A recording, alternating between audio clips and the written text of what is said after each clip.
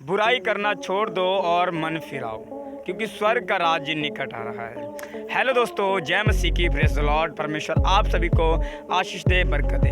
ये वीडियोस मैं लेकर आया हूँ विरोधियों लोगों के लिए, जो आजकल विरोध कर रहे हैं प्रॉफिट जी का, और भी दासों का और भी खादमों का विरोध कर रहे हैं। प्रॉफिट विजेंद्र जी का खामे खा का विरोध कर रहे हैं। मैं उनको एक साफ और खरी बात, एक चीज़ बता दूँ कि जो ये नेपाल का भाई है, ये फालतू की वीडियोस बना रहा है, तो उसे तो मैं एक चीज़ कहना चाहता हूँ। तो क्या बोलता है कि छोटे लोग प्रचार नहीं कर सकते?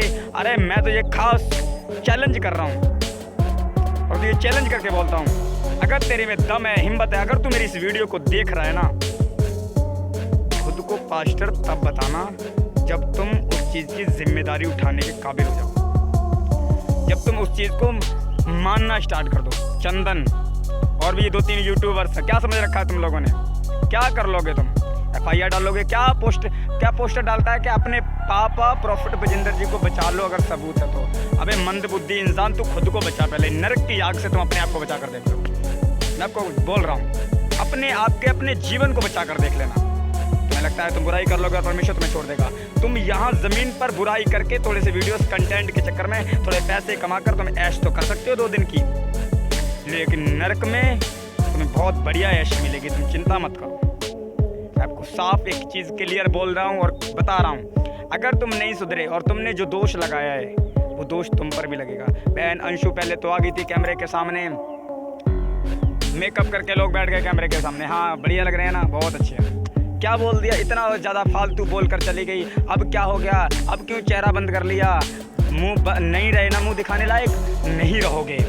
इसी तरीके से नहीं रहोगे, क्योंकि जिस नाप से तुमने नापा है उसी नाप से परमेश्वर तुम्हें नापा है।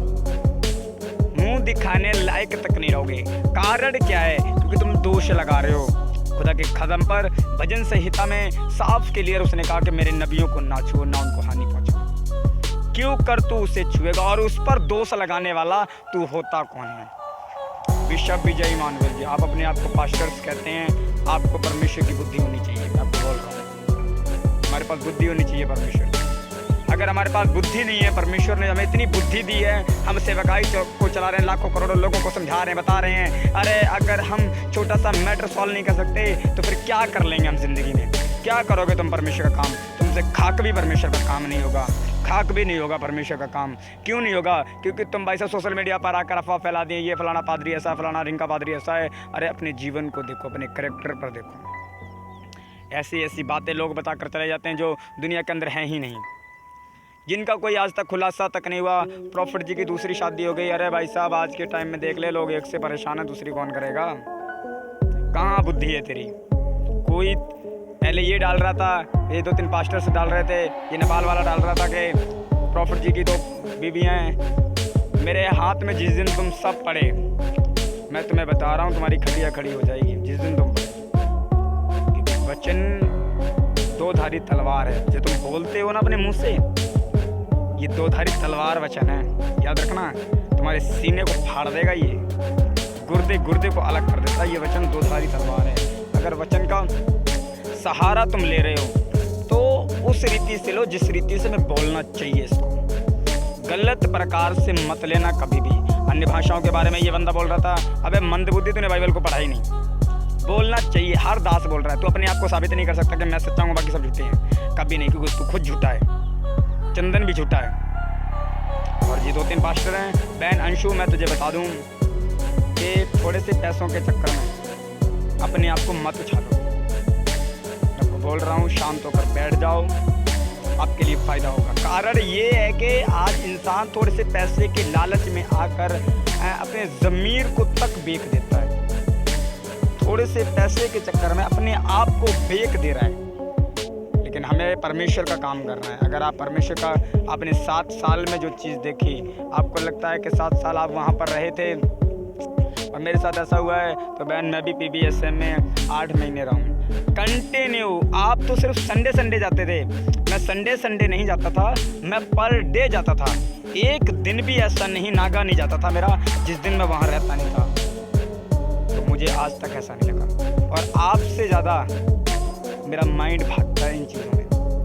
मैं एक व्यक्ति को नज़र से पहचान लेता हूँ कि वह विचार में बंदा, उसको नज़र से पहचान लूँगा मैं।